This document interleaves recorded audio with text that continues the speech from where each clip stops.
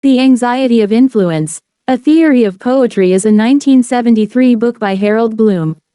It was the first in a series of books that advanced a new, revisionary, or antithetical approach to literary criticism. Bloom's central thesis is that poets are hindered in their creative process by the ambiguous relationship they necessarily maintain with precursor poets. While admitting the influence of extraliterary experience on every poet, he argues that the poet in a poet is inspired to write by reading another poet's poetry and will tend to produce work that is in danger of being derivative of existing poetry, and, therefore, weak. Because poets historically emphasize an original poetic vision in order to guarantee their survival into posterity, the influence of precursor poets inspires a sense of anxiety in living poets. Thus Bloom attempts to work out the process by which the small minority of strong poets manage to create original work in spite of the pressure of influence. Such an agon, Bloom argues, depends on 6 revisionary ratios, which reflect Freudian and quasi-Freudian defense mechanisms, as well as the tropes of classical rhetoric. Harold Bloom, July 11, 1930 – October 14, 2019, was an American literary critic and the Sterling Professor of Humanities at Yale University. In 2017, Bloom was described as probably the most famous literary critic in the English-speaking world. Following the publication of his first book in 1959, Bloom wrote more than 50 books, including over 40 books of literary criticism, several books discussing religion, and a novel. During his lifetime, he edited hundreds of anthologies concerning numerous literary and philosophical figures for the Chelsea House publishing firm. Bloom's books have been translated into more than 40 languages. Bloom was elected to the American Philosophical Society in 1995. Before writing this book, Bloom spent a decade studying the Romantic poets of the early 19th century. This is reflected in the emphasis given to those poets and their struggle with the influence of John Milton, Robert Burns, and Edmund Spenser. Other poets analyzed range from Lucretius and Dante to Walt Whitman, Wallace Stevens, and John Ashbery. In The Anxiety of Influence and other early books, Bloom claimed that influence was particularly important for post-Enlightenment poets. Conversely, he suggested that influence might have been less of a problem for such poets as Shakespeare and Ben Jonson. Bloom since has changed his mind, and the most recent editions of The Anxiety of Influence include a preface claiming that Shakespeare was troubled early in his career by the influence of Christopher Marlowe. The book itself is divided into 6 major categories, called 6 revisionary ratios, by Bloom.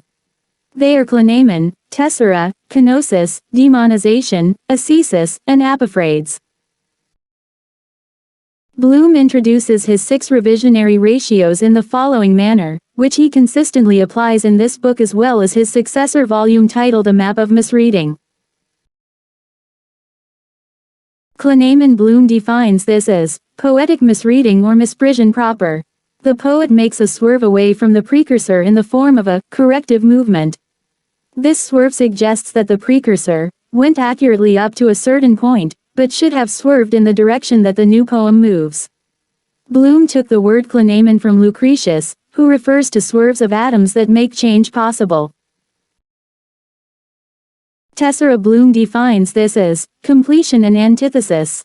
The author completes his precursor's work, retaining its terms but meaning them in a new sense, as though the precursor had failed to go far enough.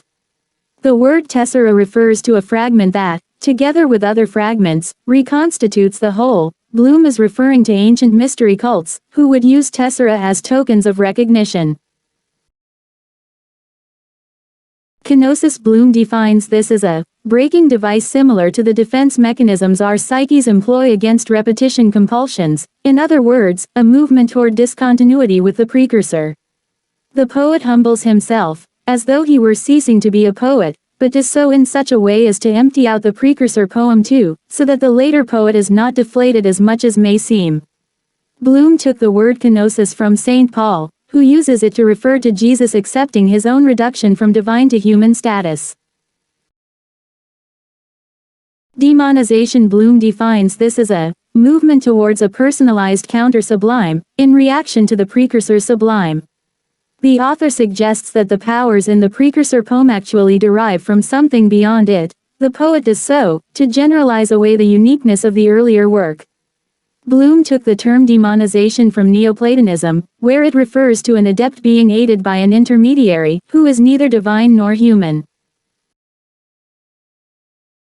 Ascesis. Bloom defines this as a movement of self-purgation which intends the attainment of a state of solitude. The author curtails the impression of his/her own, human and imaginative endowment, in order to separate themselves from others and stress his/her own individuality. The poet does this in such a way as to do the same to the precursor, whose limitations and individuality are also emphasized, separating him/her from the later poet. Bloom took the word ascesis, asceticism, from the pre-Socratic philosophers. Apophrades. Bloom defines this as the return of the dead. The poet, toward the end of his/her life, opens up his poem this time deliberately rather than naturally to the precursor's influence. But this deliberateness creates the uncanny effect that the precursor's work seems to be derivative of the later poet. Bloom took the word apophrades from the Athenian concept of the days on which the dead return to re-inhabit the houses in which they once lived.